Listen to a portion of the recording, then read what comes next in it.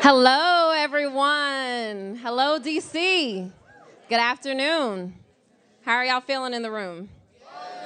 Good. Woo! Glad to hear it. We also want to welcome the folks that are joining us on our live stream right now. This is being live streamed at the Google Small Business YouTube channel at Google Small Biz. And in a couple of days, the recording is going to be available. So if you want to follow up on and catch up on some of the things that you learned about today and get a review, then you can watch that on the recording. So I want to thank everyone for joining us today. I also want to give a special shout out to all of our partners who across the country are hosting viewing parties. So lots of other small business owners watching alongside those of you in this room. So shout out to that. If you have any questions that you want answered, we want both the folks in the room to be able to ask questions at the end, as well as anyone watching at home. So you can ask those questions on Twitter via the @Google Small Biz YouTube Twitter account. So go ahead and @Google Small Biz if you have any questions. And if you're liking what you're hearing, please show us some love on social, on Twitter, on Instagram, #GrowWithGoogle, #BHM, and #Google Digital Coaches. So y'all ready to get started? Yes. Okay, good. Well, first, I'd like to tell you a little bit about myself. My name is Angelina Darrisaw, and I am the founder and CEO of a company called C-Suite Coach. I've been partnering with Google since 2017, and it has been an amazing experience to work with small business owners like yourselves and help see our businesses grow and scale. So really glad to be doing this work, glad to be a part of the Google Digital Coaches program, and it just means a lot to me to be in rooms like this, to see the organic networking that's happened. We can support our businesses and help our businesses grow. So let's continue to have more of that. So again, show us love on social. All right, so today we are going to talk about the importance of having a search-friendly website. And for so many of your businesses, you're looking to have more of your customers engage with you online. And that's especially the case when we think about how many customers are coming online to shop. We're seeing 79% of US customers shopping online, up from 22% in 2000. It's really important to know that you need a website to stand out and make sure you have products, services readily available for your customers to know about. One of the first questions a customer might ask you is, what's your website? How can I vet you? How can I know that the products and services that you have are credible, can be trusted? They want to see your online presence and they want to shop with you there. So when we think about what does it mean to have a good website, there are a couple different elements that are critical. We think about some of the things that are considered to be the skin of the website. So a skin is the look and feel. And this is one of the things that I see most business owners put a lot of attention on. They want to know, what do the colors look like? Do I like this color scheme? Does it represent my brand and personality? A lot of emphasis on the graphics and the layout and functionality. And all of those pieces are definitely critical, but they're not the only pieces we should be thinking about. We definitely need to pay a lot of attention to the look and feel, but there are other elements that have a great impact on the user experience when we think about quality web design. So, what are those other pieces? It's important to think about the function of your website. Does your website actually provide value back to your bottom line? I always say for business owners that your online strategy should really reflect what your offline goals are. So your website should be providing value back to your business at the end of the day. Is your website organized? Can I navigate it easily? Can I find what I'm looking for? Can I see the things that you've promised me in whatever communication you've given to me that I would find there? Is it useful? If you have a new product or service, and many of you today shared some really unique product ideas, then can I find how to engage with your product? Can I learn about why this is meaningful or how it's going to offer value back to my life as a customer? Really critical. Does it offer function? Is it really easy to use on different devices? Do I know where to search for things? And then also, is it search friendly? Because at the end of the day, the customers that know you exist. But for your business to grow, You really want to have new customers finding out about your business and coming to your site. So you need a strategy to make sure you're showing up in search. So when we talk about what is a goal-oriented website, how many of you think you know, show of hands, a goal for your website right now? Okay, it's light in the room. I wonder what it's like on the live stream. Knowing a goal for your website is critical. It's not just your virtual business card. Again, you're going to spend time. You're going to spend resources. You might outsource, invest in a company to build that website, or you might be doing it yourself. And if you don't know how this is going to add value back to your business, it's hard to really measure why you're putting in the time to build it anyway. So let's go through a couple of different goals your website could have. It can definitely help you build your brand. It can help you drive more leads. If any of you have service-based businesses, some functions that you might think about is what's going to be meaningful to my business at the end of the day. Maybe I want people to book a consultation with me so I can convert those folks into customers. Maybe I want newsletter signups. Maybe it's video views. These are things that are important, particularly for service-based businesses to be thinking about. You can make sales. If you have products, that's a pretty easy thing to do. Drive people to buy right off of your website. It can be an opportunity for you to re-engage customers. There's very few businesses that are going to sustain themselves with a one-time purchase. That's why if you look at cars, they're coming out with a new model every other year, trying to upsell you into something else. Now you need that seat warmer that you didn't need last year. It's critical, right? You have to have it. So you need to be thinking about what are the new offerings that I can offer and tell my customers about on my website to keep them coming back. Am I releasing new content? Do I have a strategy to keep re-engaging those customers so they want to keep doing business with me? If you are looking to scale and grow, this can be what attracts employees to want to work with you. Your team is important for a small business. You can't do it all by yourself, right? So how you show up online tells what your values are to potential hires. This is key. And then it's also support for customers. If I've already engaged, if I've bought your product, if I've engaged with your service, and I need some help with something, you shouldn't just leave your customers out to dry. You really need to be there for them and promote that relationship and have that valuable feedback cycle with your customers. So one of the key questions to ask yourself when you're building your website is, who is my target audience? Who do I want to show up for? I always like to say everything can't be everything for everybody. So, another phrase is there's riches in the niches. You have to think really clearly about who you're trying to serve, and does your website match that audience that you're trying to serve?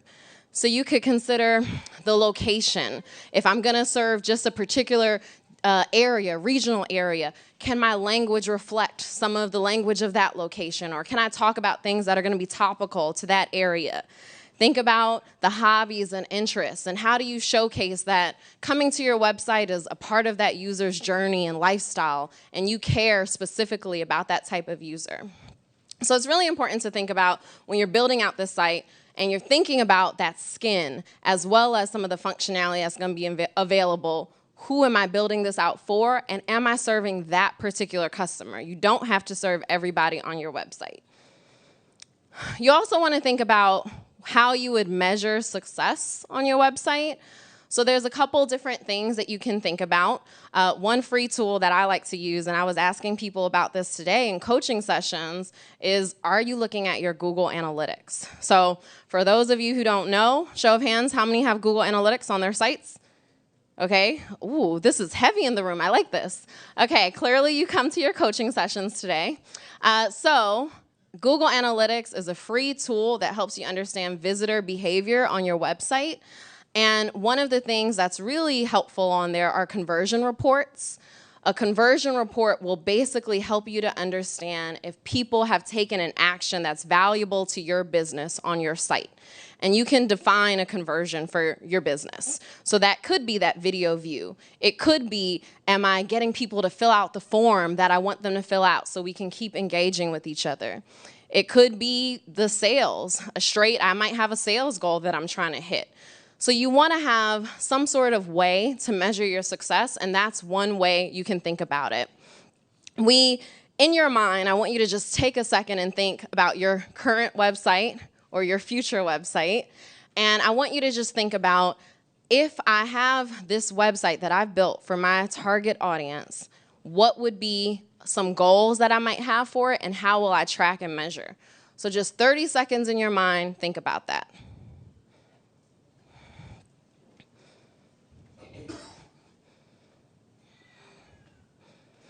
Now, for those of you who took the second to envision your website, one thing I hope you did is when you closed your eyes and thought about your website, I hope you saw it on a mobile device, right? Because many of your customers are likely coming from mobile.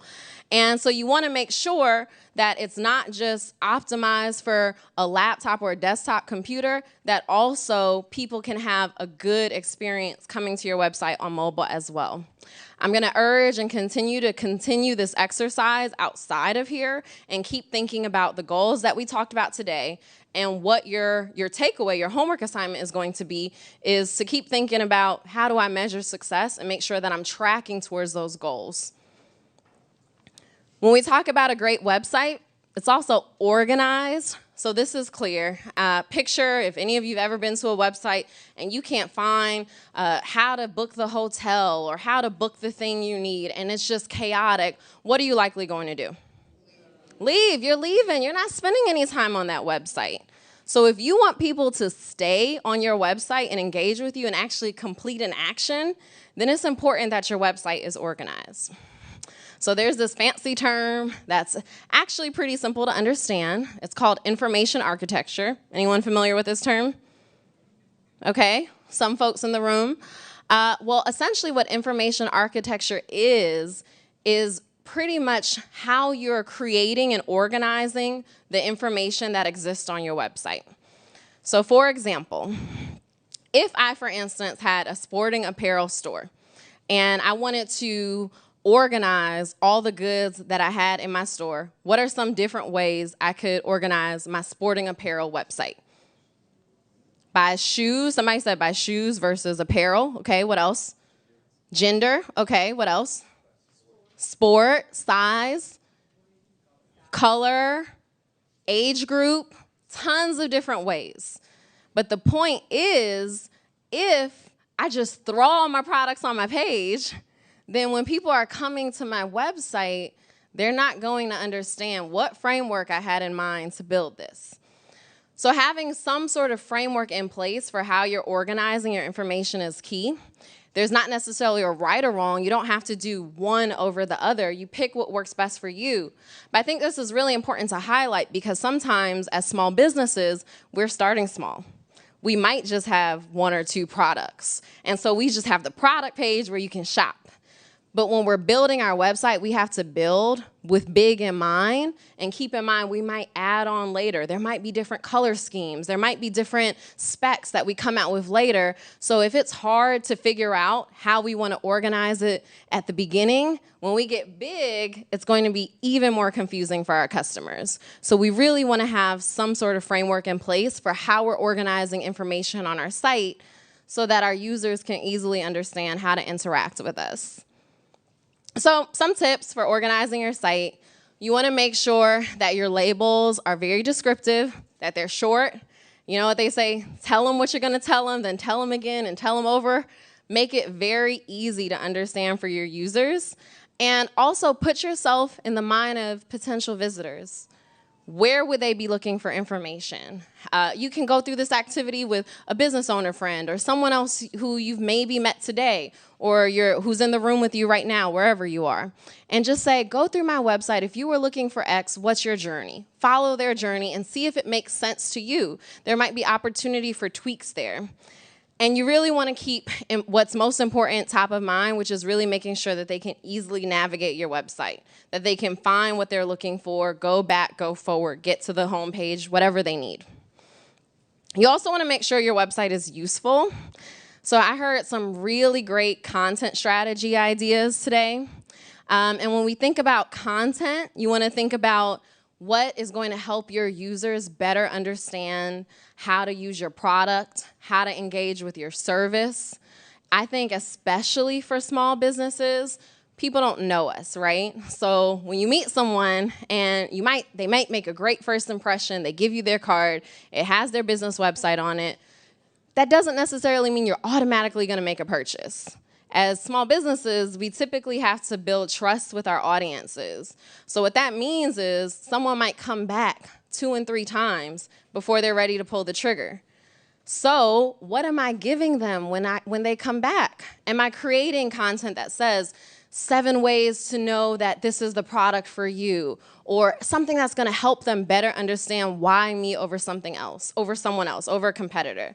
How am I offering value that's different and showing that I'm an expert in this space? You want to make sure that your content is recognizable to search engines. So if any of you are using any platforms where you can easily upload a blog into your website, are you adding the keywords to the blog on your website? Are you labeling things correctly? Are you titling your page as well? So you want to make sure that you're taking care of all of those details.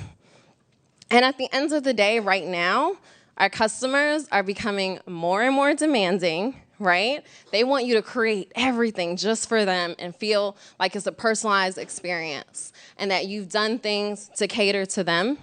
61% of customers are saying that this is their expectation of brands. I want you to cater to me. I want you to cater to my experience.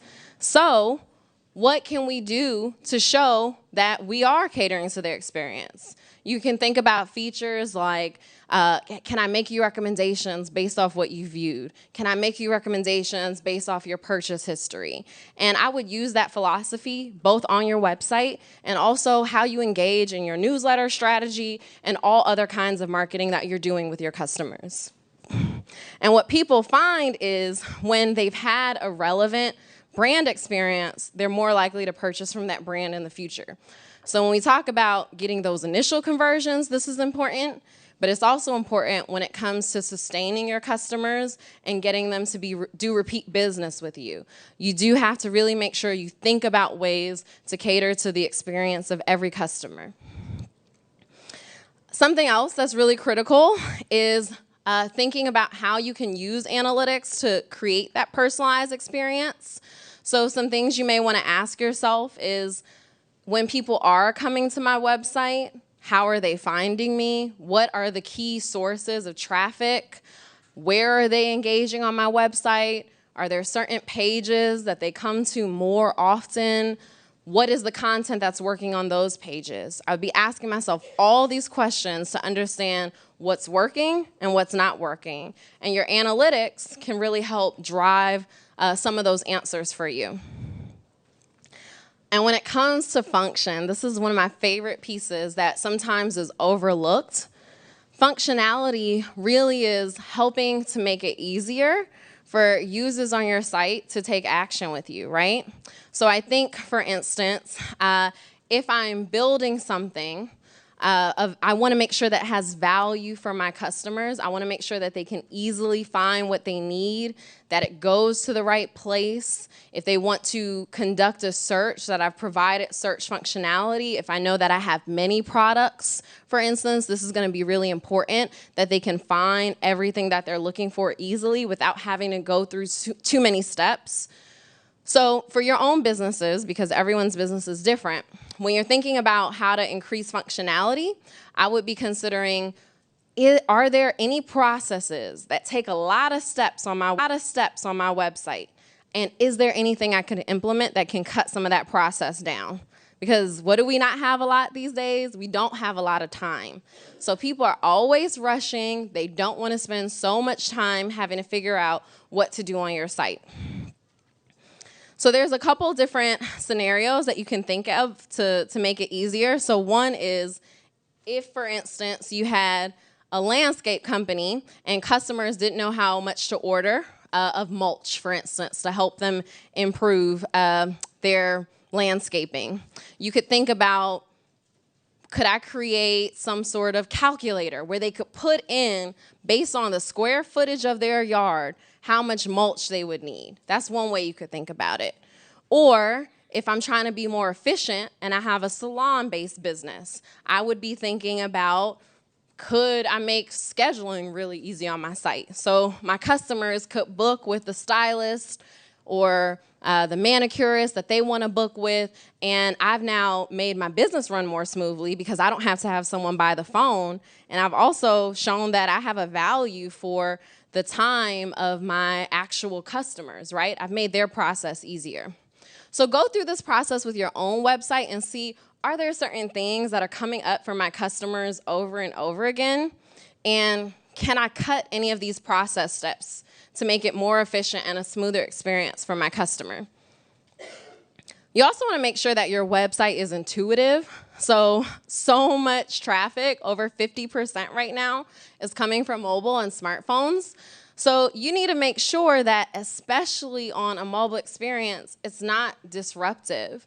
So when we're editing our sites, when we're editing anything we do, our newsletters, whatever, you want to make sure that you're not just looking at how it appears on desktop, but you're also taking the time to see what that experience is like for customers on mobile, and that there's no holes in the process. Because sometimes if we haven't looked at the mobile experience, a function that might work on desktop gets lost on mobile, and you want to eliminate that. So a couple tips to think about is, one, you want to think about you want to highlight anything that someone is selecting so that they know what they're hovering over. So if you have a shopping experience, for instance, or if there's something that you want folks to fill out, you want to make sure that those areas can easily be seen by customers. When you're designing your site, you have to have plenty of space so people can tap. There's nothing more frustrating for a customer than I'm coming to your website and I think I'm clicking to order this, and all of a sudden I've clicked on this thing and now I have to start the process all over again. You don't want to frustrate your customers. You want to engage them. And any call to action that you have, you want to make sure that it can be easily clicked on and that it's obvious that that's something that's clickable for your customers. So, for instance, you're not going to have a photo be the clickable call to action. You want to use a word or a button to make that very easy for your customers.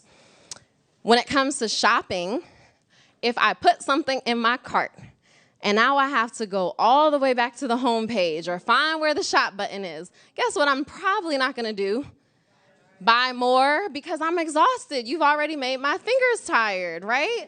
So you need to make that process easier so that one of the things I love is one of those features where after I've clicked to purchase something, then I've added it to the cart, it says continue shopping. Or here are some other products that you might like if you've put this in your cart. Those are the kinds of things that are going to make your users want to keep engaging with you. And then when it comes to checkout, if you've caught a theme, we have a distracted audience right now that is busy, they're pressed for time, they don't like a lot of steps. So please don't give them a lot of steps. Reduce the checkout time as much as possible. You want to show, if you have a lot of things to fill out, then show them their progress. One of the things that helps me decide if I'm going to complete a survey or not complete a survey is if it's like page 1 of 29, then I'm like, I am not doing this. If it's 1 of 2, okay, I can get with that, right? So tell them how long the process is going to be.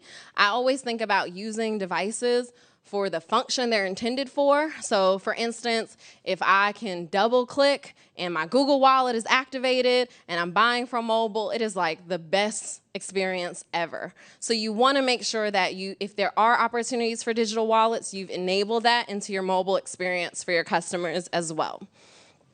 And then when it comes to search, how many of y'all want to show up online? Okay, good. I was worried for a second. Not all the hands went up. You should want to show up online because that's how you're going to get more customers. So you want to make sure you have a strategy for showing up on search. And when you think about that, it's important to just kind of put yourself into the mind of how Google works, and this helps you think about your strategy. So basically, anybody know how Google works? No? Okay, I'm going to tell you. This is exciting. So I would think about Google as a very giant library that has so many resources. It's just an abundance. And what makes a library useful is that someone has taken the time to go through all of the books and materials and curate them for you. They've organized it in some fashion so that when you go to the library and you show up and you say, I want this, then someone knows exactly where to find it. And that's what makes a library useful. And that's essentially what Google is doing. They have web crawlers that crawl the web, and they make sense of all the information that's out there. They organize it, so when you put something into that search box, it's called a search query, results come up in seconds, and it's amazing, and it finds exactly what it is you're looking for. And those results are ordered in rank by relevance, right? So your goal should be to be the most relevant in your category. And in order to do that, you have to have a strategy and some thoughts for showing up on search. So when we think about search results, let's think about what the search page looks like. We've all seen it, but as business owners, we need to put some extra thinking here.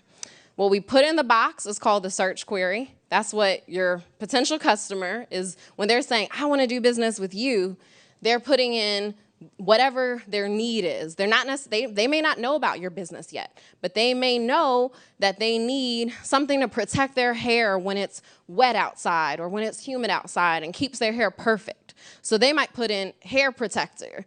And your job is to make sure that you have a strategy that you're showing up for the things that your customers need, not just the name of your business. There's two types of search results to pay attention to. There's an ad. So anything that's labeled as ad is a paid search result.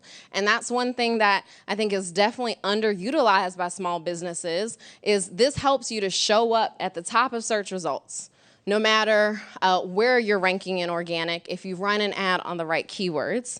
And organic search results is anything that's unpaid. So you've done a good job of working on your strategy, on your search strategy, and you're showing up in a certain place based off of the work that you've done. The other thing to call out, because we have some brick and mortar businesses here, is business listings, and that essentially is how you show up on maps, and it drives more people to your storefront, to your brick and mortar location, and to do business with you. So now that you know how search works, everyone has to do the simple exercise of thinking, not just let me Google my business name, because if you Google your business name, you may come up pretty high, right? But instead, think about, what is the pain point of my customer? And how do I make sure that I consider what they're looking for when they come to search, and I have a strategy for showing up for that, because that's ultimately what's going to move the needle for your business. So when Google's trying to understand your site and see if your site is relevant, if it's credible for folks searching, they're looking at a couple of things. Did your website take really long to load? If you have a very long load time, your website is going to appear as less credible. Is the content useful? Is it original? Are there text links so that the crawlers crawling through to organize everything can understand what's happening on your website? Do you have page titles, descriptions? Did you put a framework into how you've organized information? Does it show up across different browsers and devices? So this is why it's important to do that work and really understand, how is my website showing up across different platforms and devices, browsers and devices. So we have covered a lot of information today. I can't even believe we're almost at the tail end of the workshop part. So get your questions ready. And those of you on the live stream, if you have questions, at Google Small Biz, at Google Small Biz on Twitter. But we've covered a lot. So a couple things I just want you to keep in mind. This is your homework. When you get out of this workshop, I want you to be thinking of, what do I do with everything I've learned? And it starts with, many of you said, when I asked how many of you have a goal for a website, you said, I don't know why I have my, because you need one, I know it's important. Well, now think about, what is that goal that drives back to your business's bottom line? How might I need to tweak my website or restructure it to make sure I'm driving users to complete an action that's going to be meaningful to me? Is my design intuitive? Can people find what they're searching for? Also, have I planned out useful content that's going to engage customers to want to come back to my site, that's going to help them understand, particularly if I have a new product or a product in a very competitive category? Why me? Why am I the expert here over someone else? Or why is this product going to add something to your life? Is it functional?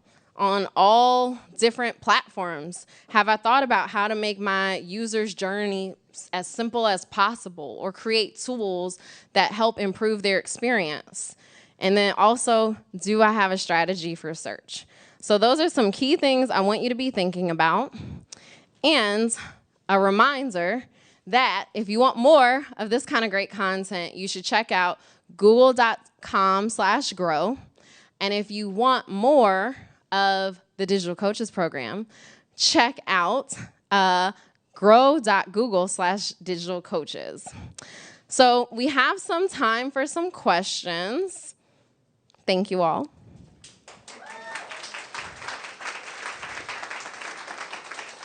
And so we have some time for some questions. So I can start with one in the room, and then we can do one off of Twitter. Anyone in the room with a question? We have one back here. We will bring you a mic.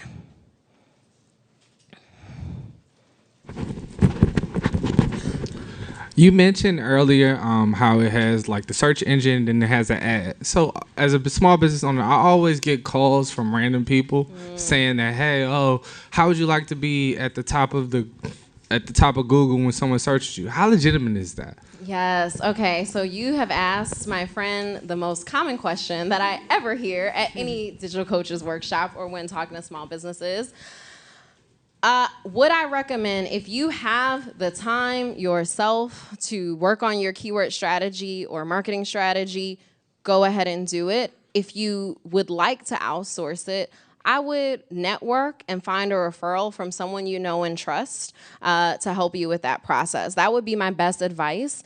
Yes, there are true consultants that are out there and they're cold calling people. That is not Google. Google is not calling you, so keep that in mind. But I would really go based off of a referral, someone whose work that you've seen, and someone that you feel personally you can trust.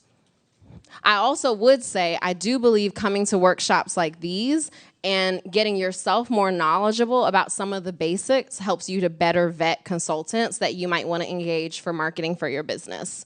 So as a CEO, you don't have to be the chief everything officer, but you should be a generalist, enough to make good decisions on who you want to hire. Okay, we can take a question from Twitter. And so at SD Coro says, how do I get started designing basic click funnels and mapping customer journeys through my website? So I would say first, really begin by thinking about ultimately what is the end action that I want users to take. I'd create a call to action on my website. I'd be thinking, if I can I get it on the homepage? So right when I've gotten them, I can get them to complete whatever action that's meaningful to me and my business. If I want them to sign up for my newsletter, I would put that form for sign up right there on that homepage. So when you think about your call to action, how do I put it in the best place that's going to get the most engagement? And typically that is your homepage. So thank you, SD Coro, for your question. Okay, we can take another in the room. And we have one in the front and one. Yep. Where are we going first? Let's be equitable. Hi. How Hello. would you determine what the pain point is? Would it be a survey or like how would you get enough data or info to know what you're actually addressing, what pain you're addressing? Yes. Okay, so the question, if anyone didn't hear, is how do you find the pain point of your customer? And in the beginning, as you're exploring your space, I would really look at qualitative feedback. So people who have engaged, maybe I have some early customers. What was it that drove them to want to do business with me? What did I solve for them? I'd ask those questions early. If someone is a potential customer and doesn't buy with me or doesn't engage in my services, I'd ask the same question. What did I not address? What was your true issue that I could have solved more effectively? And that helps you in the early stages, that qualitative piece. When you get further along and you're thinking about your web strategy and you get more data on the back end, then you can use some of that to drive, this is what customers are paying the most attention to on my website. Maybe it's not the thing intuitively that I thought they would have paid attention to. There might be something here I want to explore. That's how I would look at it. Okay, I'm gonna just make sure we don't have any more questions from Twitter. And we can take another question. We have one in the room. My question is, I've heard that white backgrounds draw in more clients than having a colored or like a moving background. I just wanted to know how true that is, because with me branding, my name is Black Label, so I try to do most things along the color lines of black. So I wanted to know, is that scaring my clients away, or do white backgrounds actually bring in more clients? So one of the things that you said that I just want to call out is you also mentioned moving backgrounds and animation. And I think this is important to think about because I see a lot of small businesses put very beautifully made animations on their sites. But if it slows down your load time, it's actually working against you versus working for you. So that's one thing I would keep in mind. And then the other piece is I would think about your user segment in particular. So one of the things we talked about earlier in the workshop is you don't have to necessarily serve everyone. So yes, there could be a greater draw with a larger population, but if the population you're seeking to serve responds well to that background, then I would consider if that's driving me the meaningful business that I want. Any other questions? We have time. Oh, now the hands are flying up. Okay, let's go. I'm ready. You mentioned using keywords. How do you know if you're actually using the correct keywords on your website? Yeah, so the question is, how do I know if I'm using the correct keywords on my website? This is a very complicated question because there's so many ways to answer this. So one of the things I would think about is going back to the earlier question, what is the pain point of my customer? Any keywords related to that might be what I really want to show up for, because that's how I find new customers coming and knowing about my business. A lot of times I will see businesses focus on a strategy of their business name be the keyword that's tagged on every page, and that is good. And that is how many people will show up when they search their Google name. They're like, yeah, I found my business. I'm #1 in the search results for my very specific businessname.com, right? But that's not necessarily bringing you a new audience. So I would look at, again, address what is my customer searching for. You can look, when you do have your Google Analytics, you can look at things like what keywords actually drove people to my site. Am I comfortable with that? Do I want to do a strategy based off of those keywords if it's actually driving meaningful traffic to my site? Another one here. And then we have, there's one right next to you. And then we'll get to the other side. Okay, hi. Yeah, I have a question that's piggybacking off of the last one. So you had mentioned earlier being careful about how much of our users' time we're asking when we have different processes. But at the same time, we want to learn more about our users. And so what is, I guess, a rule of thumb that maybe you use in your business or that you're familiar with businesses using to strike a balance between gaining more insights and not annoying? And specifically, I would like to maybe have some surveys for my customers, but there are so many other things that I require them to respond to in the process of doing business with me. I don't really want to ask them to do a, survey at the end of everything, so, just how do you strike that balance, getting the information, not annoying them. Such a great question. I would really be focusing on if there are customers that are showing that they really want to engage with me, maybe I would focus on that audience in the beginning. Something else I would think about just as a business owner is if I'm asking someone for something, can I offer them anything back that's of value to them? So really start to pinpoint, because sometimes someone will say, fill out this whole survey and then be entered into a drawing that you'll never win. And you don't necessarily want that experience. So think more about, can I offer you something meaningful that's going to really show a recognition for your time, help strike that better balance? Yes. Oh, we have to get you the mic. Thank you. Hello. My question is regarding multilingual analytics for websites that are bilingual or multilingual. My organization, Jami Linguist, we work with people to provide the translation and those things to help with the multilingual SEO, because not everyone is typing English into the Google search. And so when you're looking at the dashboard or you're trying to analyze your traffic, what resources are available to kind of track the analytics like on a multilingual basis? I know that obviously if they're going to the page that's, /ES, that there are people going to that page.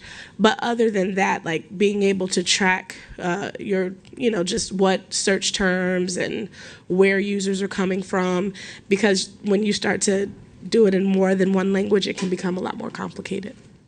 Okay, so 2 initial thoughts, making sure I'm processing the full question, but one is when you talk about wanting to know where your users come from, you can definitely take a look at the behavior reports that will give you some of the demographic and the regional information that helps you understand where your users come from.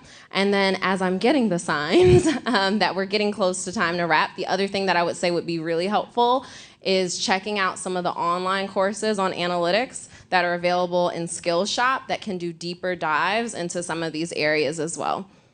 So we actually just have time for one more question, and I saw there were many hands up. So I think this gentleman had his hand up for quite a while. Both of them, okay. We do need to get a mic to you. Okay, thank you. I had 2 questions answer. Number 1 is when it comes to generating leads, what other way generate leads besides newsletter? That's number 1. And number 2, how do I get a website that fits my consulting business? Okay, great. So when it comes to generating leads, I would think about a deeper understanding of where my audience is living. It doesn't just have to be newsletter, to your point, but if my audience is all living on one platform, or I see that they're viewing a lot of video, I might want to create a strategy for that platform that drives them back to my site. So that's one thing I would definitely be thinking about. Knowing which platforms your customers are on is going to be helpful in you figuring out where are the right places to push them back to my website and get them to do something meaningful. One other point that I would make is that if you are going to try to recruit people or sign up for your newsletter, kind of back to the question around how do I offer something back for my customers to get their insights, you should be thinking that with any action you have them take. So if I'm going to try to get people to sign up for my newsletter, be really clear, tell them what they're signing up for. If you've ever been to a retail site, they might say, sign up here and we'll send you a 10% coupon right away. So make sure that you're showing them either 1, what they'll get for giving you their information, or 2, whatever it is you're gonna tell them. If you sign up for my newsletter, this is what you'll see. If you add me on social, this is what you'll see, and be really clear with them about that. We have just one more follow-up question from SD Coro on Twitter. And websites are all starting to look the same due to templates and trends. Is there a downside to this? I will say one of the things to pay attention to is if something works really well, then there could be value to that. So if, for instance, there are functions that are improving the user experience overall, I would consider keeping those functions. And then kind of back to the point about colors and templates that someone asked earlier, if my target audience and the audience I'm really trying to reach is responding to something that is breaking the mold and different, I don't necessarily have to change every piece of my process to fit the other mold. I can really super serve that niche audience that I have. So we have just 1 minute remaining, and I think there was one last question over here. Yes. For those who do a lot of creative content that post a lot of images and videos, I know that indexing and web crawling often looks for text, but when you have image and video heavy pages, do you have any advice for better positioning yourself when it comes to, just being found based off of your content alone? Yeah, so one of the things that I would think about, an easy takeaway there is making sure that you are offering image descriptions for all of the images that you upload on your site. So we talked about, I believe I introduced the term CMS, Content Management System. A lot of small businesses will use those. An example of that would be a Wix, a WordPress, whatever. If you're using some sort of content management system, they'll have like a wizard that shows you what to fill out. And a lot of times business owners miss key steps. So I would think about, have I filled out everything? If I am going to do a lot of images, and this works for newsletters as well, can I provide a written description so that Google can easily read what's happening here? And so that is all the time we have. I want to remind you to follow us on social, to engage with us on social, hashtag Grow with Google, hashtag BHM, and hashtag Google Digital Coaches. And if you're joining on the live stream, the good news is we're not leaving you. It's not over. We have something really amazing coming up, and I love to hear and celebrate the stories of real business owners who are doing amazing things, who are really just providing examples that we can take away to improve our journeys and our experiences with our businesses. So we are going to turn it over to a panel of small business success stories, and we have 2 small businesses that are right here from the DC area and a business from Atlanta. So first, I want to introduce Sharika Winter. So Sharika is the co-founder and managing partner of TW Tote, and her background is in mechanical engineering and instructional design from Rensselaer Polytechnic Institute. She has a long career in hardware, 11 years of experience in the private sector and government-affiliated companies. Her key philosophy when it comes to business is, does this solution solve an underlying problem? And today, Sharika was actually featured on the Google blog for her business and how she's using and engaging with Google. So before I bring her up, I want to show you all a quick video. Ooh. There we go.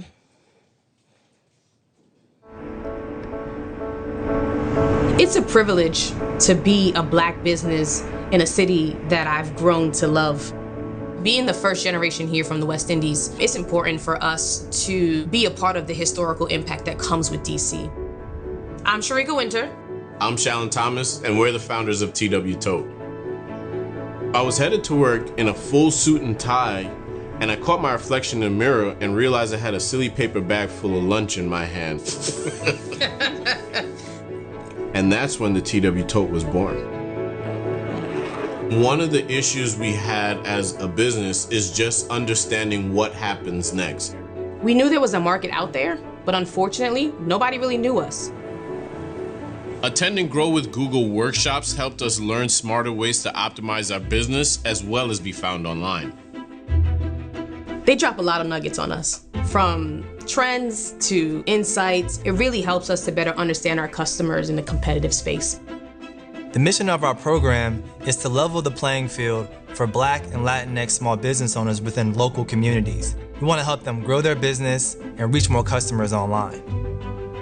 Integrating that product into the culture is why people love the brand. It's really a community where people are supporting each other openly and honestly.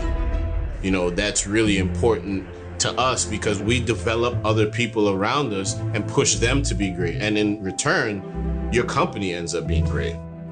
I mean, as a minority woman, it's scary because we're laying the concrete and it's not dry yet. But knowing that this could be the beginning of something for other people, it makes us keep going. We're not gonna stop.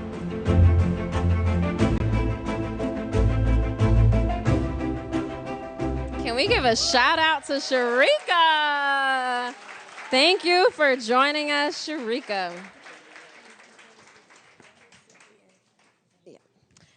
And next up, I'd like to introduce Marcel Benson, who is the founder of Benson Watch Company. He designs beautiful timepieces to inspire people to spend their time doing the things that they love. I absolutely love that.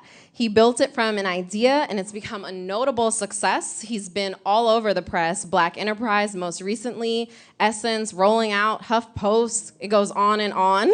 He's a BE Modern Man by Black Enterprise, a graduate of the Tuck School of Business at Dartmouth, a high-performing minority business program. And he's come to tell us about the things he's doing, like recent partnerships with MGM Resorts and Macy's. Welcome, Marcel.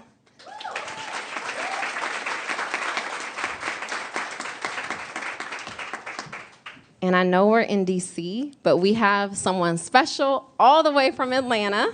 So I'm very excited to introduce Tracey Pickett, a passionate entrepreneur, attorney, inventor, and musician. So she is doing it all. She, in 2014, launched her first entrepreneurial venture, a Boticon, an app development and media design company. And in 2016, she left her job there full-time to launch her second entrepreneurial adventure. So that is a seasoned entrepreneur right there, Hairbrella. Now, Hairbrella has been coined the rain hat reinvented. It is a #1 selling rain hat on Amazon, and it helps keep women across the globe feeling polished no matter what the weather looks like outside. As someone with a lot of hair, I need a Hairbrella. So come on through, Tracey Pickett.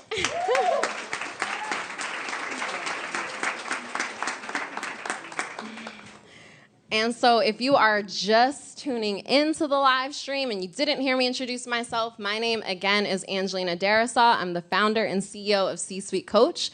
I've been in business for 5 years, and for 3 years have had the amazing opportunity to partner with Google as a part of the Digital Coaches program, where I'm the National Grow with Google Digital Coach. So, yes, thank you. Thank you for joining us. And now I want to ask you, we've heard from each of you, a little bit about each of you from your bios, but tell us the real deal about your business and how it came to be.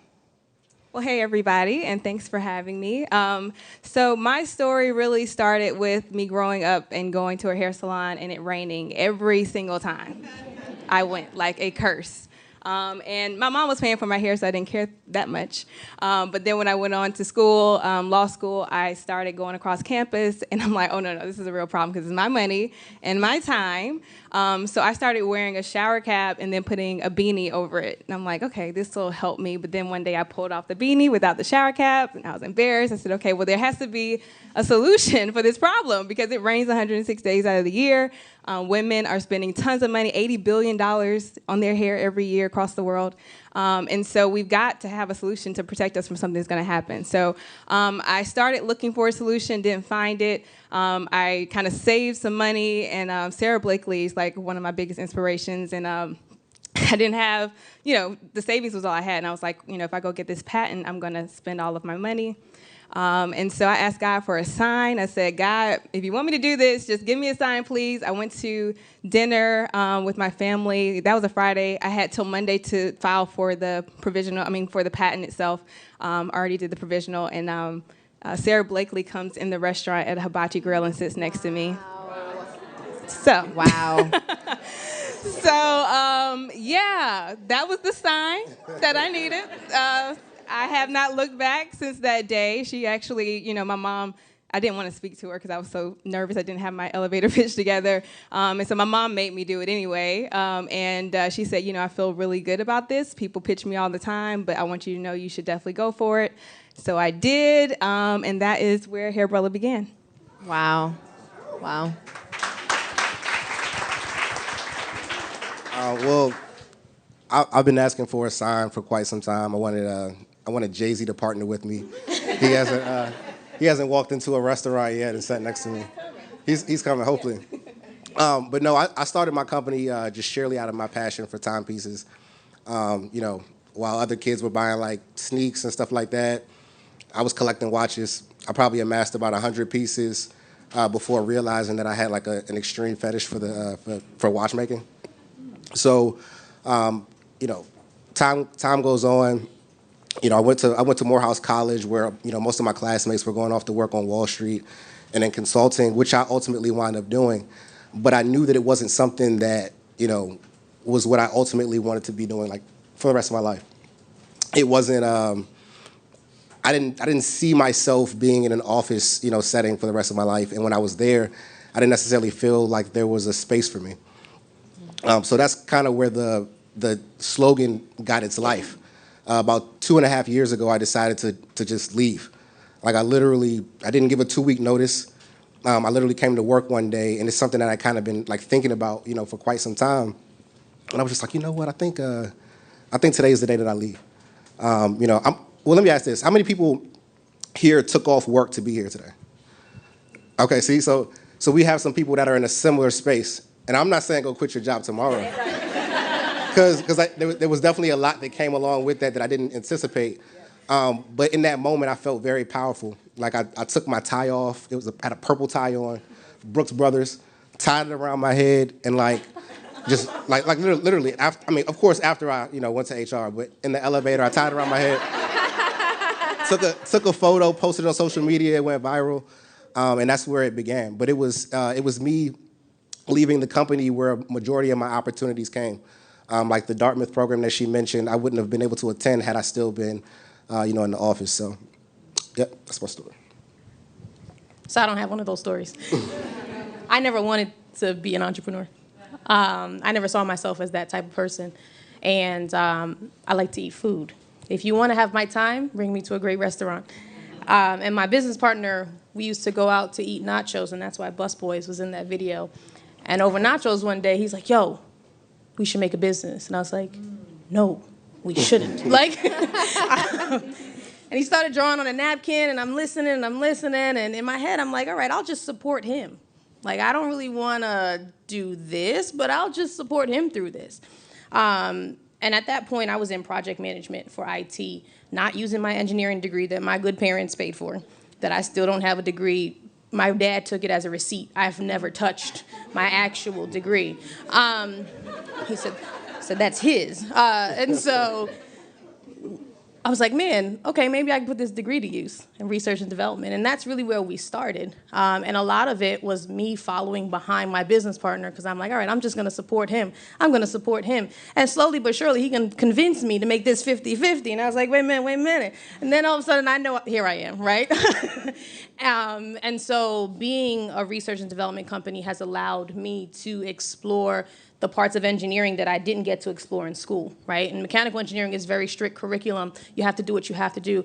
I wanted to leave the States and go to Italy to do interior car design for Lamborghini. And my mother was like, no, that's not happening. And so now I'm able to really do research and development and tear things apart and reverse engineer things the way I'd like to do it.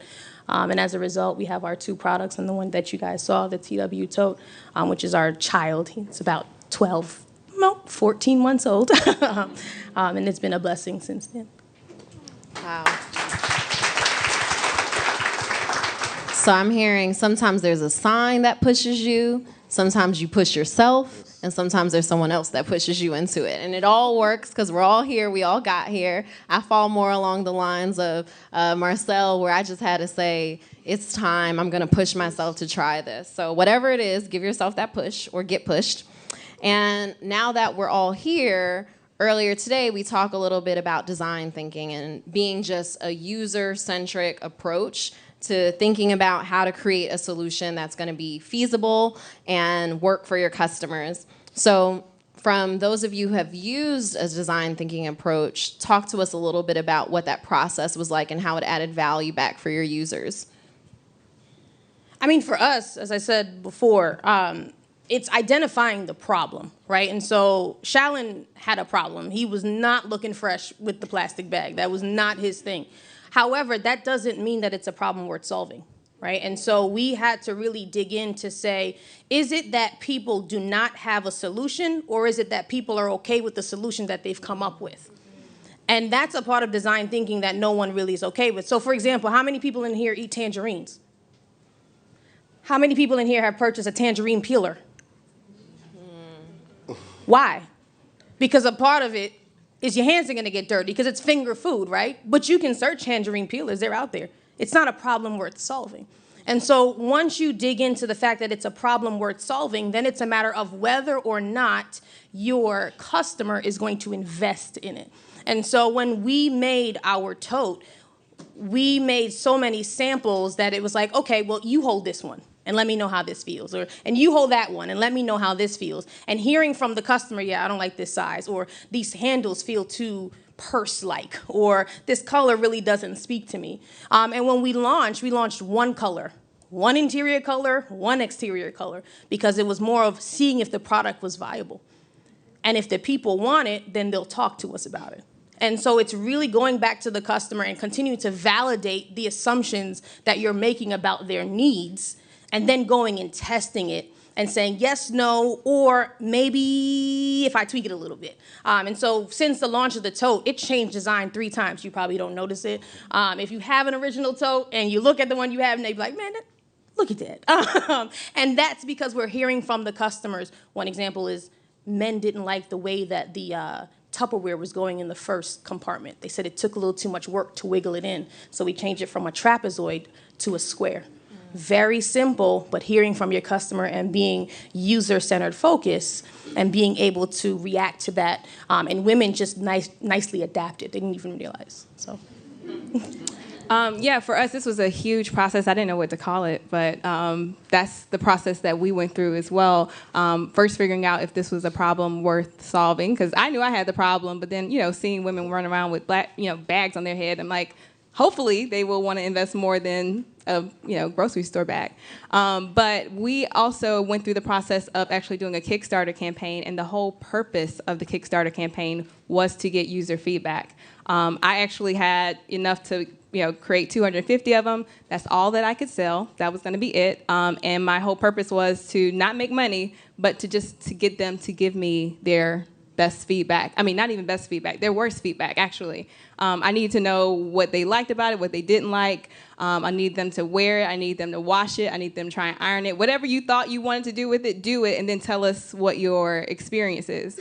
And so also another thing that we did, or that I kind of did even before going through that part, was going and looking at reviews of other products and seeing, are people even complaining about the solution that they have? Do they mind having just a plastic bonnet, or do they care if they can just wear a shower cap and put a beanie on top of it? So all those things kind of helped us to get to a place where we can say, no, this is a problem worth solving, like you said, and here's all the feedback from women of all demographics, and paying attention to that, like Black women, how do they feel about it? White women, how do they feel about it? If you have curly, coarse hair, if you get silk presses, or if you have dreads, whatever the case is, making sure that we're considering all of that, and then making sure that we're responding with iterations, which ended up being about 65 iterations before we went to market.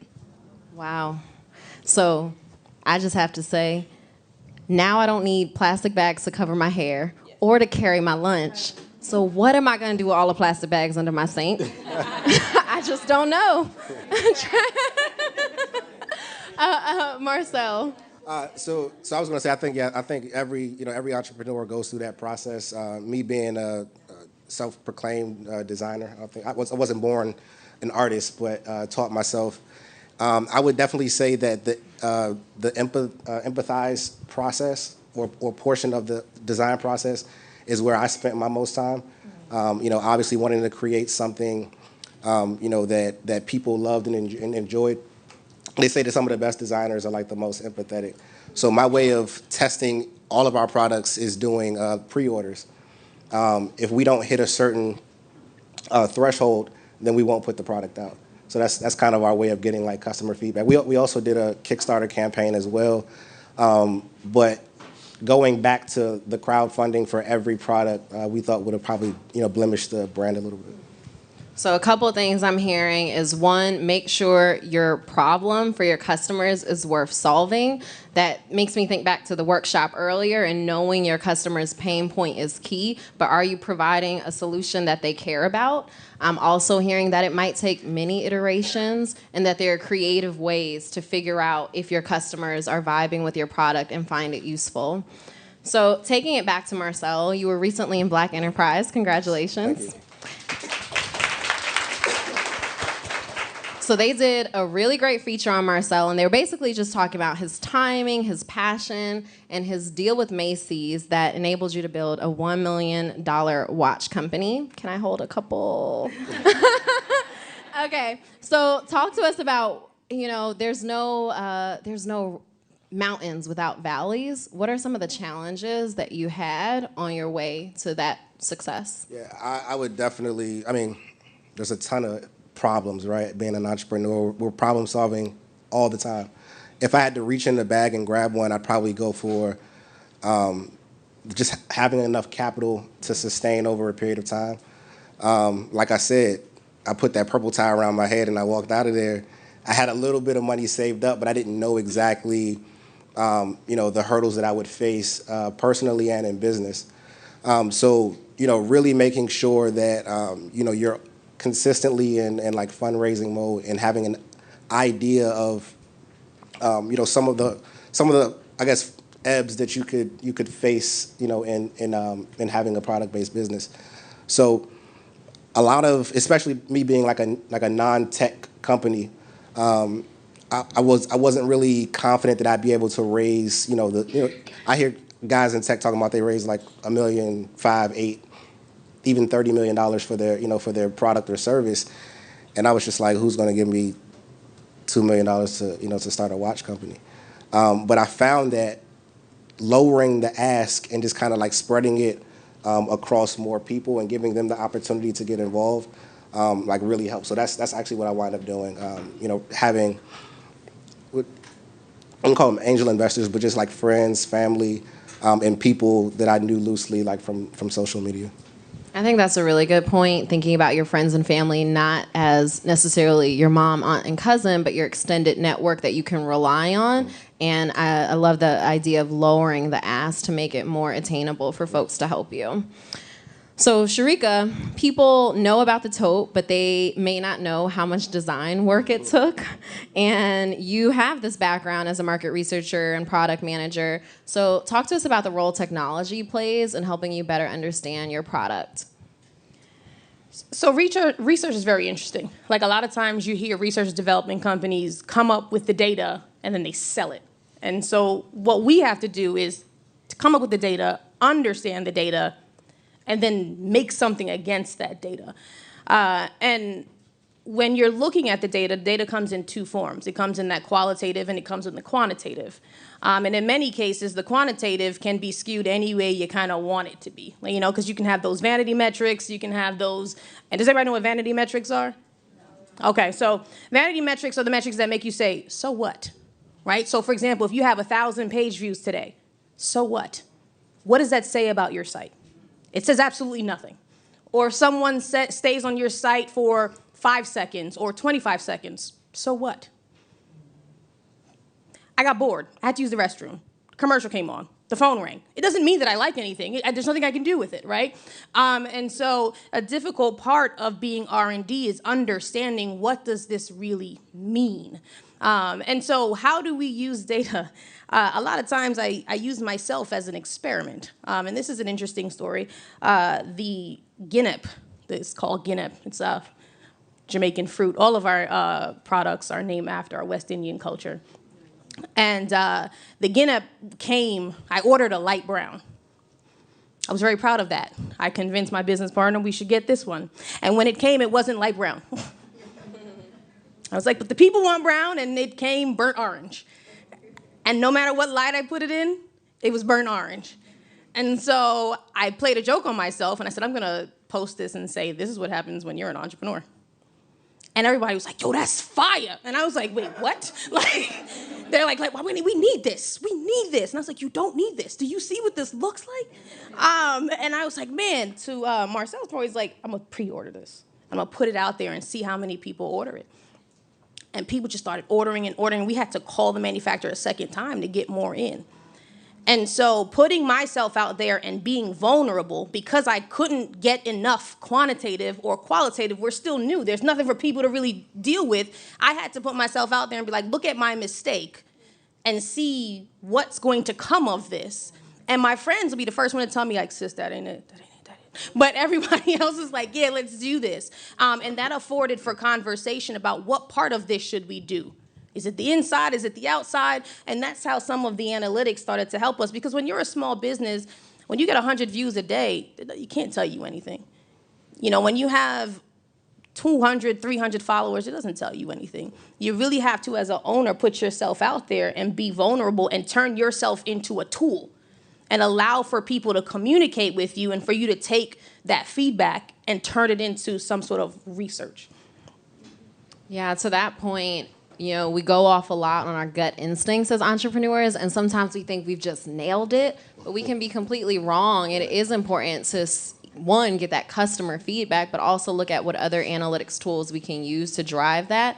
I like that point about not getting so caught up in the vanity metrics, because even if it's not low numbers, even if it's 100,000 people visiting your page, if they're not buying, is that meaningful to you? If they're not subscribing or doing that action you need them to take, it may not be meaningful.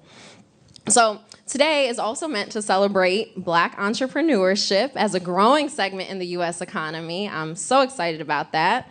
And according to the 2015 census, there were 2.6 million Black firms nationally, a 34.5% increase from the last census. So we are growing. Recent data also shows it is women who are driving the growth. So shout out to Black women. Woo, woo, woo. Okay. And so what would you say then is your number one resource or tip to the small business owners in this room or those watching on the live stream that they should know about? Well, I'll go. I think, and I'm really big on, you know, the law of attraction, managing your time, and there's so much that needs to be done when you're growing a business. There's so many things that you feel like you have to do. There's so many gold coins to chase. And I read this book called The One Thing. If you haven't read it as an entrepreneur, I highly recommend it. But it talks about really nailing, like, what is that one thing that you need to be doing every single day, and I mean every single day, that's going to move your business forward. And for me, you know, I spent a year and a half going through all the manufacturing issues and a whole bunch of issues with the fabric. I mean, we had tons of issues that we had to work through. But eventually I said, you know, what would make all of this easier and what is going to make this work is if we have tremendous sales. I can get funding if I do that. I can attract new hires to help me with stuff if I make the sales. And my goal was I want to make $100,000 a month. I got to get to that point. And I realized it's marketing that's going to help me do that. And I had to literally lock myself in a room. In the beginning, it was like 8 hours a day. Then it went to 4 hours a day. But I learned digital marketing strategy to get to that point where I actually reached that goal in November of last year. And so now I feel like, you know, that was the key thing. I could have done a lot of other things during that time between like May and November, but learning marketing was huge for me. You got to figure out what is that for your business? What is that one thing that you can do and devote yourself to every single day? And who do you need to learn it from? Who do you need? Do you need to get a coach? Do you need to go to a course? Do you need to go back to school? Whatever that is, figure that out and make sure you make time for it every single day. Yeah, I definitely second all of those. I would also add, considering like the worst case scenario when you're going into like full-time entrepreneurship, to kind of like manage your expectations. It can be a very stressful thing when you think that you're gonna achieve a certain amount and it doesn't work out like that. I think that you have to kind of fail forward, so you have to make some mistakes. I mean, when I quit my job, I have to keep going back to that. But when I quit my job, I thought that I was going to hit the million like immediately. It did not work out like that. There were a lot of like mistakes that I didn't even know I was making. But from going to events like this and meeting people and talking to people who've successfully done what I wanted to do, I was able to kind of course correct. So I'm fighting between two. So I'll just share both. Understanding the difference between my user, like my end user, and my customer. So do we know the difference? Yes. But let's explain it. Okay. So your customer is the person with the buying power. And your end user is the person who's actually going to use it. Think of it parent and child, right? If the end user nags the parent enough, in most cases, the parent's going to purchase. And so when you have a small business, understanding who's gonna buy it and who's gonna use it, and then catering my marketing around a little bit of both, right? So in the beginning, we realized that we wanted to target males because Shallon had the issue, but then we realized that the buying power lied with the women. And so it was like, wait a minute, I now need to jump into images. And when the woman saw the same bag on my arm, all of a sudden, I'm not buying one, I'm buying two. I'm gonna get one for me, one for my shorty, right? And it's like, ooh, yes, got him, right? Now, please still buy. But understanding what was going on and now being able to teeter between both and realize, okay, people need to know that they're there and relate to it was important. And the second thing is, what am I willing to pay for and what am I willing to do? And so our business, we have no investment, bootstrap. I sat down with Shallon and said, how much of your money are you willing to put towards this? And we built our contract off of, we will spend this much each year around this. And when we hit it, we'll have a conversation of whether or not we want to put more or not. And I remember we wanted to write our patent. And Shallon said, so you gonna write this patent? I said, technically, I should be able to write this patent because of engineering school. But when you look at patent lawyers, that's 5 figures. So you know what we did? We sat down and we wrote that patent. And we wrote it pretty nicely, and I sent it to my patent lawyer friend who sent it back within a couple of days with 6 patents that I was infringing on. I appreciate you. But through that process, we spent about $500-600 versus the 5-figure that it would have taken for somebody else to write. And I learned so much about Google patents and what to find, what to look for. I was like, how did you find these? I've been looking. He's like, you don't know what you're doing, right? And so what are you willing to pay for versus what's worth you doing yourself and learning, and how does that help you move forward? I agree with all of these, and I would say the one that I would add after the last couple of years is we sometimes will be very stingy with our ideas. We hold them tight to our chest, and I talk to business owners sometimes, and it's almost like they're these little dirty secrets, and I'm like, it's your business. Why aren't you sharing it with more people? You never know who's a potential collaborator or partner. So the one thing that I've taken away that I will offer to any other business owner is be willing to share, be willing to connect, and also be really willing to collaborate. Now, have discernment, but be willing to put yourself out there and see if there are opportunities to grow your business. So now I want to ask each of you, we have 3 product-based businesses up here. I'm the only service-based business up here. Talk to me a little bit about your key tools for getting new customers to know about your business. So for me, we have used a variety of different tools.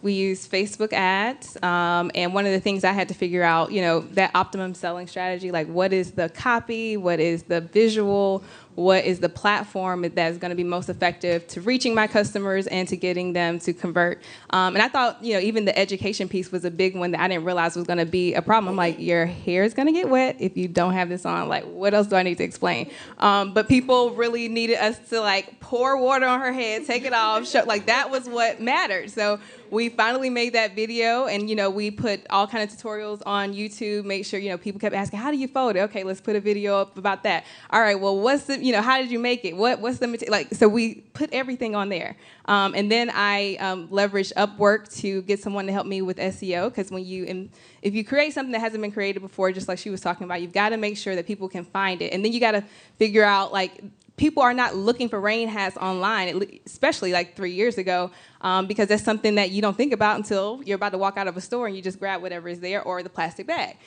So we had to figure out, a woman that's looking for a silk press or a stylist, she probably wants a Hairbrella or would want one. Let's make sure that we have the search terms linked to that. Or there's a jazz festival coming up in Atlanta and it's gonna rain. Great, let me make sure I set up a AdWords campaign for everybody that's looking for the weather, everybody that's looking at Jazz Fest or coming into town for that.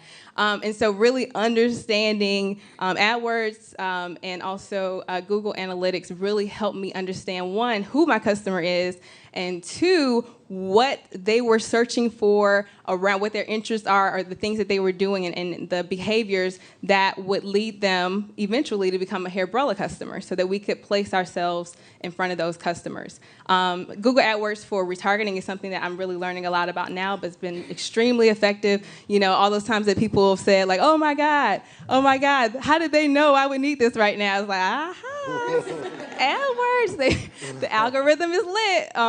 So really understanding how to leverage those tools now is taking it one step further, you know, even beyond Facebook advertising. And I wanted one more tool that's been extremely helpful and underutilized is talking to your customers. Yes. In the beginning, I emailed every single customer through my Gmail business account. And then I created all types of charts and profiles and, you know, saved them in the drive, shared them with my virtual assistant, which is another great person to have on your team.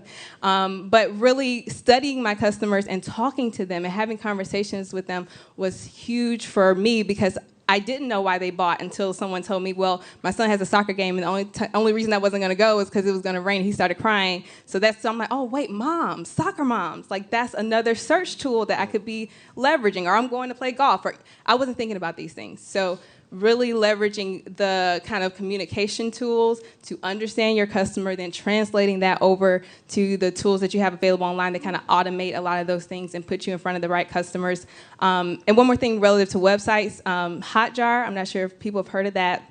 This is a platform that will basically screen record your customers while they're on your site. Not them, the person, but like their clicks. And they really, that platform was huge because I didn't know why people were abandoning cart.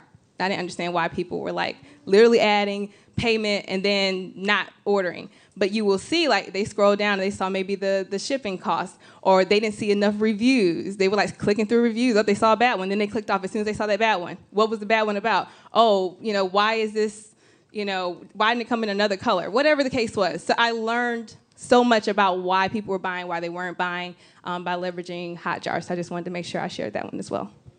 There were so many good gems in there, and if you're tweeting, hashtag grow with Google, hashtag BHM. But one of the things that you called out that I think is particularly important, we talked about this in the workshop earlier, is making sure you have a content strategy when you have a new product because your customers need to understand how it works. And even if it's really intuitive to you or you think, oh, everyone has used lipstick before, explaining the features or what makes yours different can be something that helps stand out to your audience.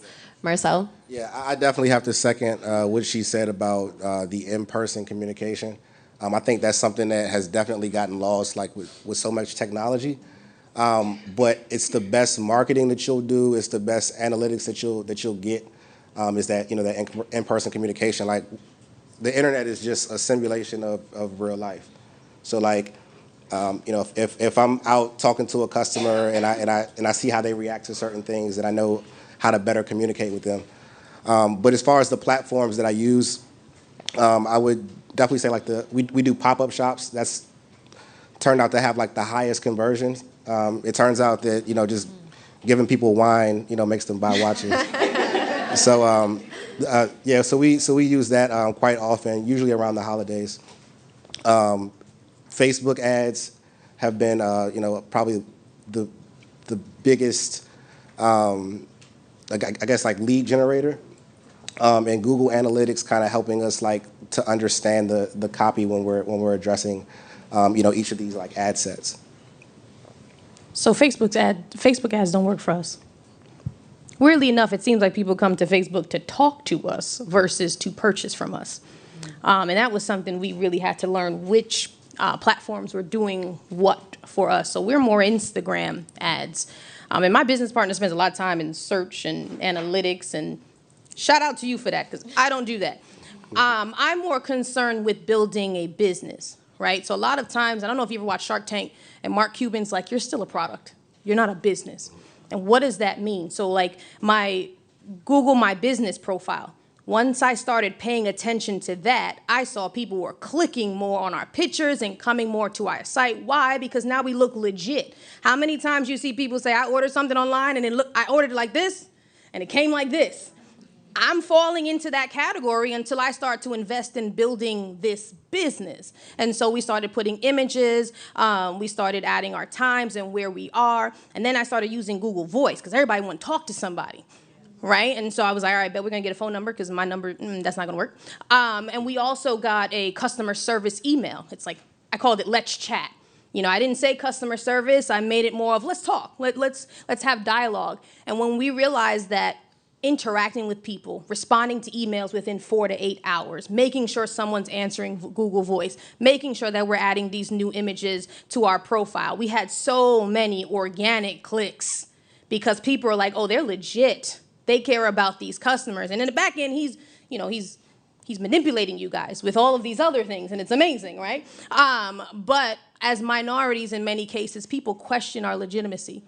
And so we have to make sure that we're investing in those tools that help us be a better business. And a lot of my time is literally watching our mailbox and watching our voice and really seeing what time of day, or asking him, what time of day are people really clicking? What time of day are people really interacting, so that I make sure I'm on social media and I'm responding to comments during that time, because you don't want people to get bored or say no one's paying you any mind. And just really growing the business and setting that platform for who we want to be.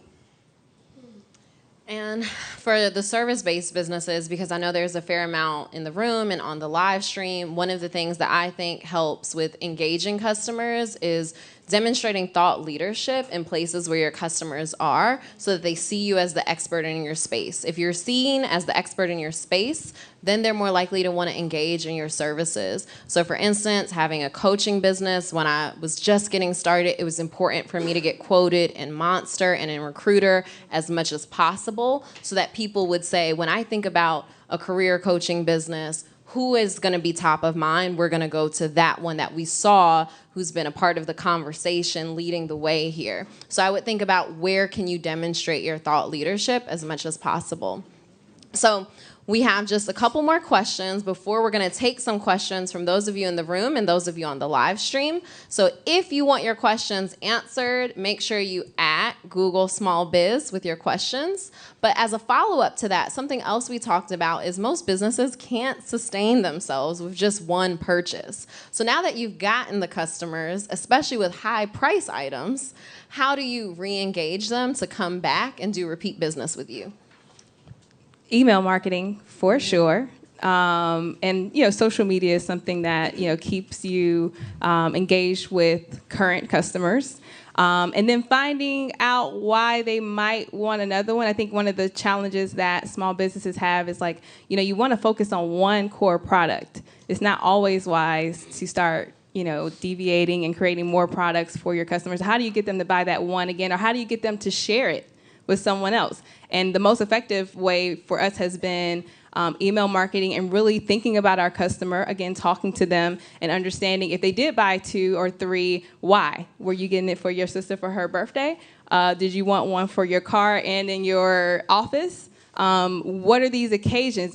Fathers, don't you care about your daughter's hair? You need to get her a Hairbrella. Or there's a new color coming out. Those were things we could do without necessarily expanding the product line. So email marketing has been huge. Social media, YouTube as well. You want to keep educating your customer, and then that keeps you top of mind. And so when they start to see that you have more content, or they start to see the blog, or that you were featured in something, they want to continue that conversation, that relationship with you. So the more that you can make them aware through email, through YouTube, through social media, then you're more likely to get those customers to become repeat buyers. Yeah, I would say just just always remaining top of mind. So literally everything she just said as far as emailing. When you initially generate the lead, you want to make sure you're collecting as much information about the customer as possible. There's nothing that surprises a customer more than sending them some sort of discount on their birthday or something like that. Another strategy I use is I just pick up the phone and call them. If they gave me their number, they gave it to me for a reason. So I pick up the phone and I give them a call. And this is as far as retention, this is probably the best strategy, because there are not too many companies doing it. There does become a point where it's a nuisance. It's too many customers to do that with. But if you can like pinpoint customers that are engaging with your content, I would definitely choose those to give a call to. So one of the things that we've been thinking about, so this is not live yet, but since we're being vulnerable, Angelina talked about earlier the car. It's an upsell, and they want you to return the car. And we're really big about giving back. And so some of the things we're thinking about as you buy more and more lunch totes, I'm going to come out with a brand new color, right, with a strap and everything. You'd be like, dang, I already got a lunch tote, but I want this one. And so a strategy for us to get back your lightly used lunch tote, provide you with a discount to your next lunch tote, and then donate that slightly used one to kids in Baltimore, kids that we are sponsoring in STEM programs, or bringing them to Jamaica and giving it to them. And so people are interested not just in the purchase, but the fact that we're giving back to the community and it's being cycled. You see all that, see this, getting all these bags back. Yes, right? And so those are the type of things that we think about because we're really big about it. And we know that people are buying into the brand. Everybody can have a watch. Everybody can make a Hairbrella. Everybody can carry a bag, right? But it's us that they're buying into and what we stand for and whether or not we're here for more reasons than just making money. You know, what are you really doing? And so I would say as you're trying to get your customers, speak to their hearts honestly, you know, and be that person and allow for your business to reflect that. And then for service-based businesses on re-engaging customers, I would also consider one thing that's worked really well for me is collecting feedback and doing some sort of evaluation after client experience. And then when you're doing that follow-up, to be able to say, and you said that you really got this from this experience. I want to see if we can re-engage. Let's revisit. So reminding them of the great experience that they had with you because they may forget about your service, staying top of mind and reminding them of that experience. So it is almost time for live questions, but before that, just in a sentence, because there's so many entrepreneurs in the room and we saw many of you are working 9 to 5s as well as your 5 to 9. Just what's the best piece of advice each of you have for entrepreneurs as they're managing their lives, their personal, their professional, to find some sort of opportunity to have some self-care in their routine? One sentence. You go first. I had to think about that one. Watch Netflix. Netflix and chill. Sometimes you just have to unplug. Yes. Get away from the minutia of your day, and just watch a good show on Netflix. It's sometimes I'm not even gonna lie. Sometimes when I'm watching a show, I'll get an idea or some sort of inspiration, and then I can go off and be a lot more productive. So that'd be my advice. So unplugging is key to creativity. Yeah, definitely unplug. Yep. For me, I have a tribe of people I vent to. So I'm going to call you up. I'll call my brother. I'll call my mom. I'll call my uncle. So all I want to do is vent. You ready? You have time? Oh, you don't have time? Okay, next person, right? And I get it all out. I don't want an opinion. I don't want anything else. I might let you to borrow a good looking. Right, and we're done, right? And so for me, it's just kind of empty it. I feel better. I send them a thank you or something, and we're on to something else. So I would say have a tribe of people that you could dump. That sounds so bad. Make time for meditation and think about your why when you do that. And of course, I'm going to bring it back to Google Tools. I would say try to find ways to make your life more efficient. So if there's something, a process you can put into play, I, for instance, really like G Suite, shared collaboration. I can know that I can work on something. Someone can be in another location. We can work on it together. Just finding those ways to create more efficiency in your life helps with making sure that you're managing your time better, and I find that very valuable. So we have now time for questions. First, I just want to give a hand clap to our panel for being amazing.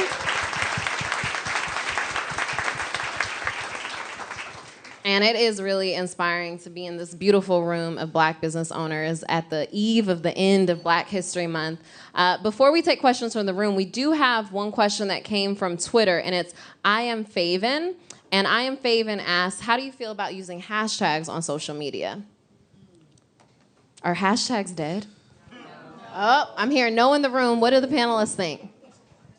They're definitely not dead, especially if you have a product like, Hairbrella doesn't really tell you exactly what it is.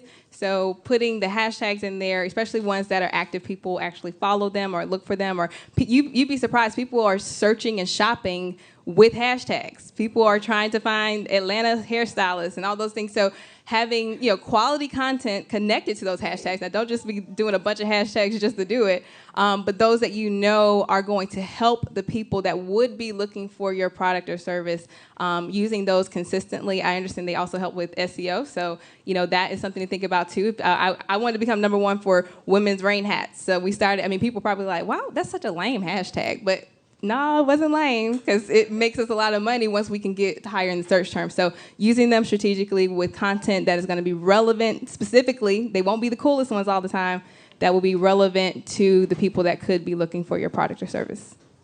So the key thing to keep in mind is, how am I going to get found by more customers? And if hashtags help, then you keep the hashtags. Thank you, I Am Faven. Any questions in the room? We have one from this gentleman right here. The mic is coming to you.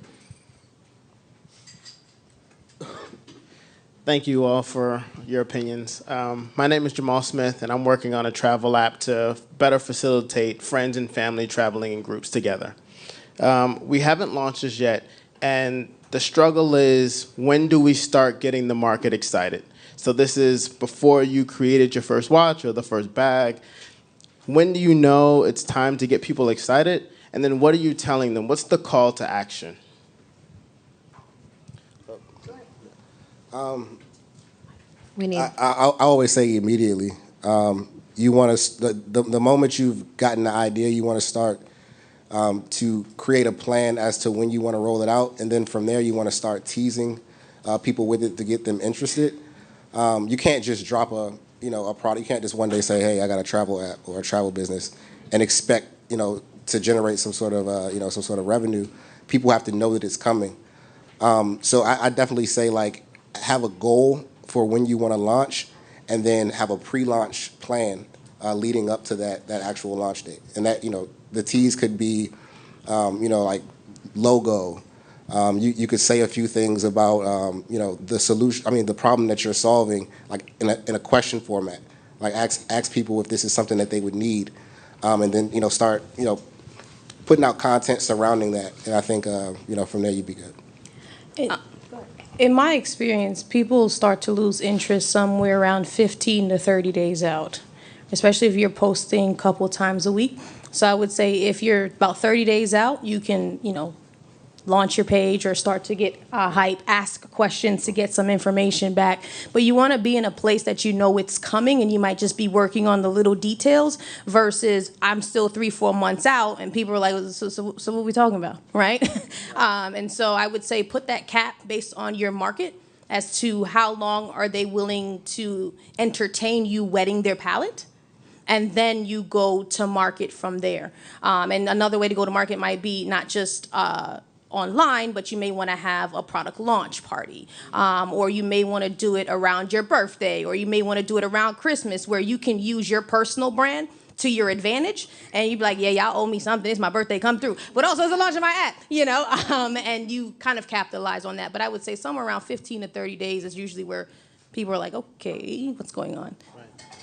And if you have, I don't know if you plan to do a soft launch, but I always feel like you can have so much more confidence if you've taken some time with a group of people that would be your target demo, get their feedback, because if they're like, oh my God, this is the best thing ever, and they want to share it, you're ready. You can drop it when you want, right? And then if you get feedback that's, they didn't respond the way you wanted to, you're going to feel a little bit more, nervous about that actual launch. So I would suggest maybe doing a beta or doing a test with a small group, and then, getting their feedback about what made them excited, so that you can implement that when you actually go live.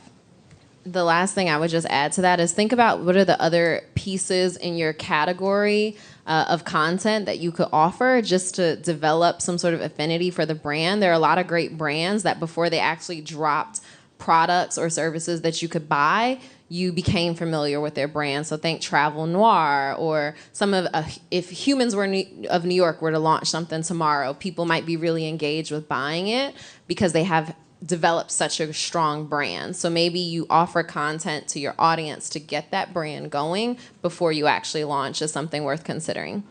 We have other questions in the front.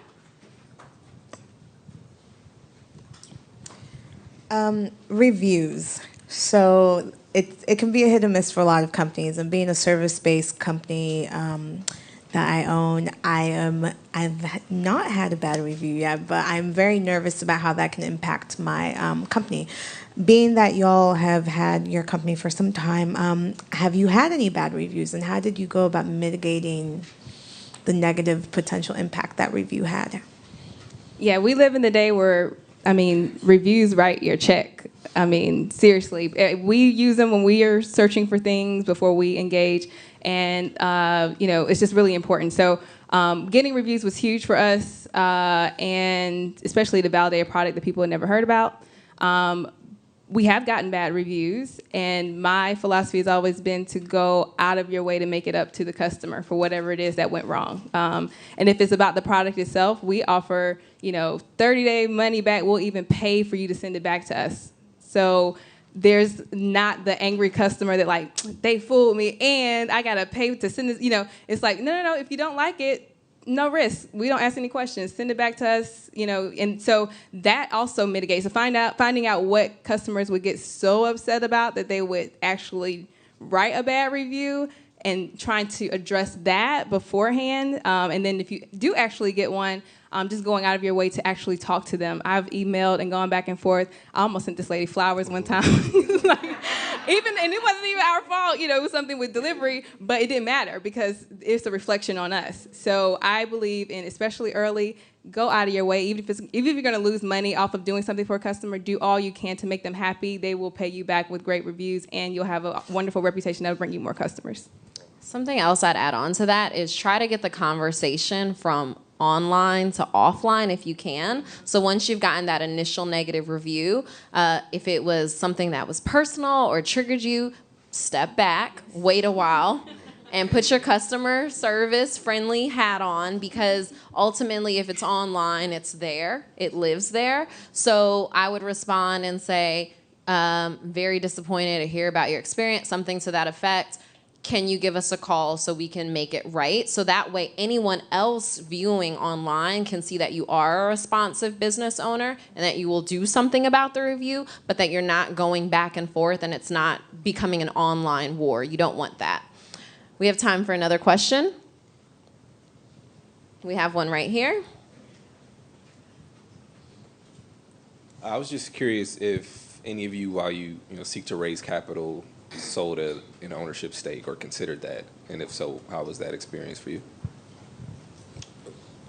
Well, I have not sold ownership stake yet. I have considered it though.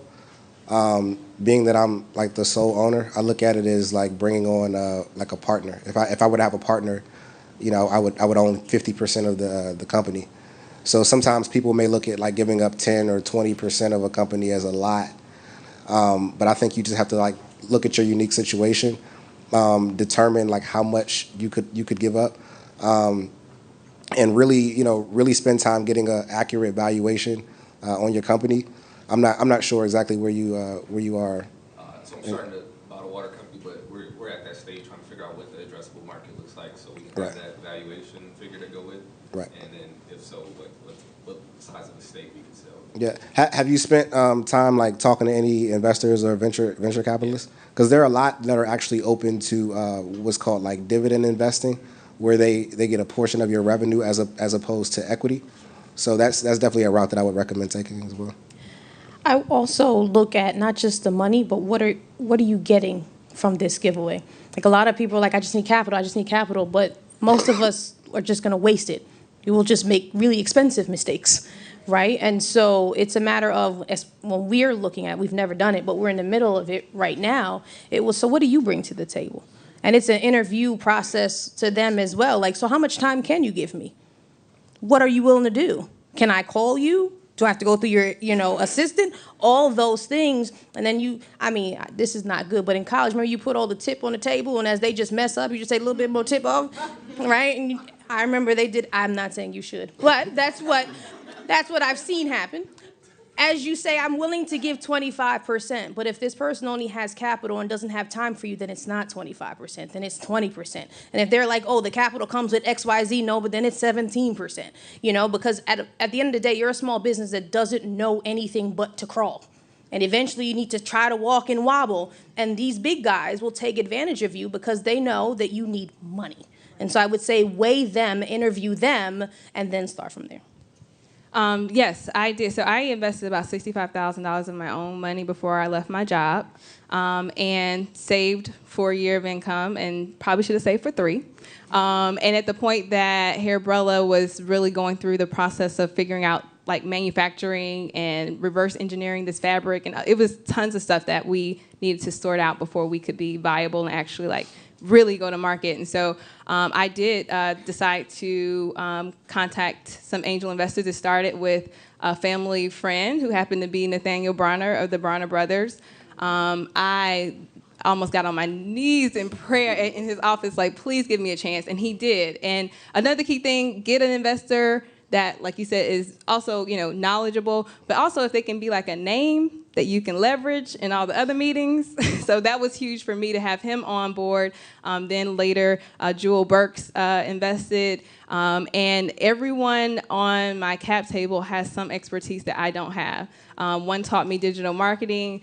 Bronner, of course, knows everything about the hair industry. I have another one that was a former controller and accountant. None of these investments were huge investments either. We did, between as low as $5,000 at one point, all the way up to 25 to maybe 50 after a couple of rounds of that.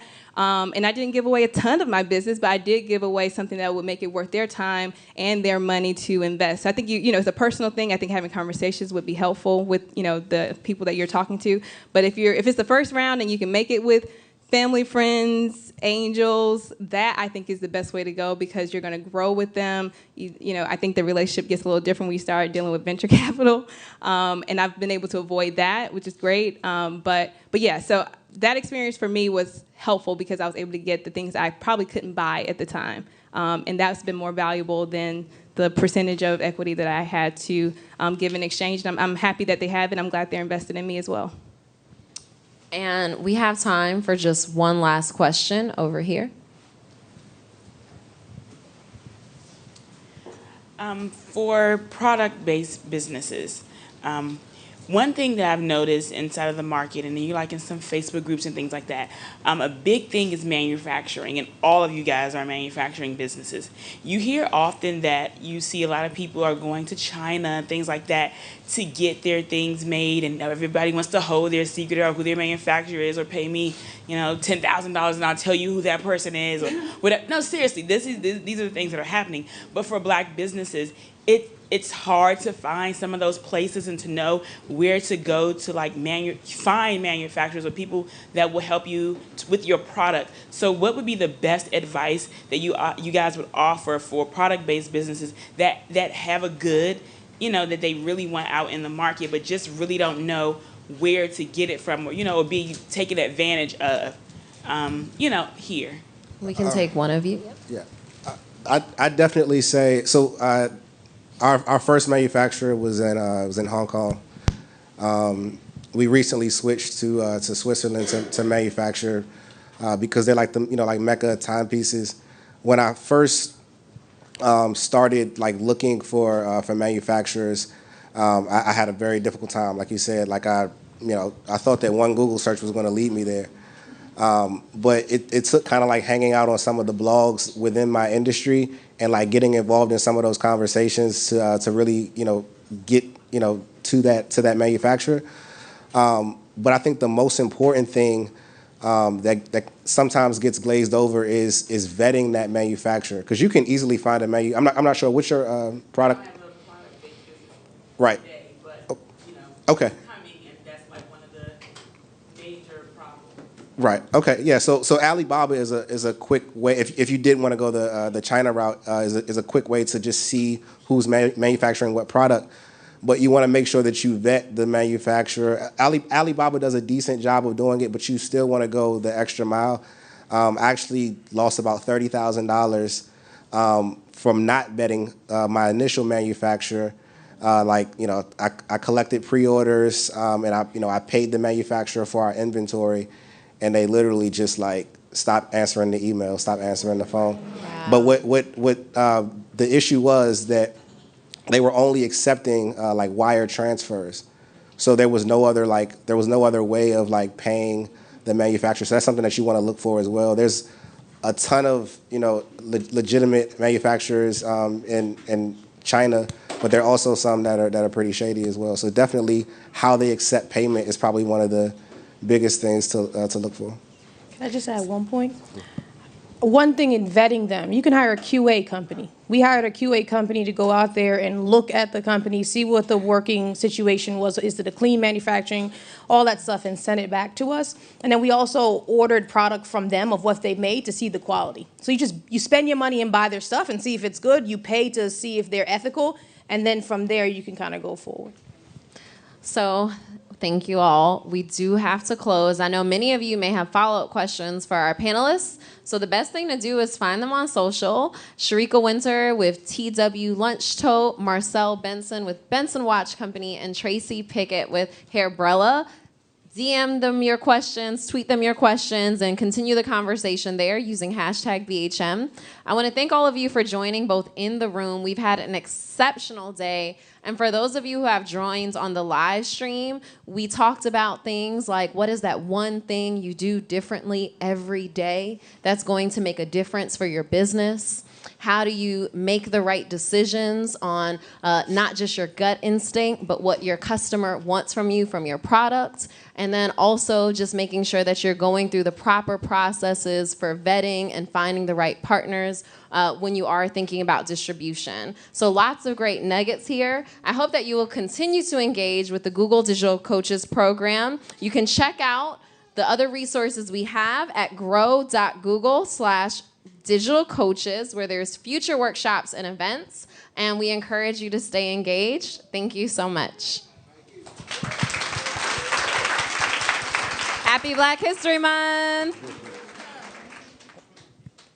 Okay, so for those of you here, we now have a reception. So please don't go home. We want to continue to mingle and celebrate what a success today was. And before you leave, we actually are going to turn it over to our program manager for some exciting closing remarks. So don't go anywhere.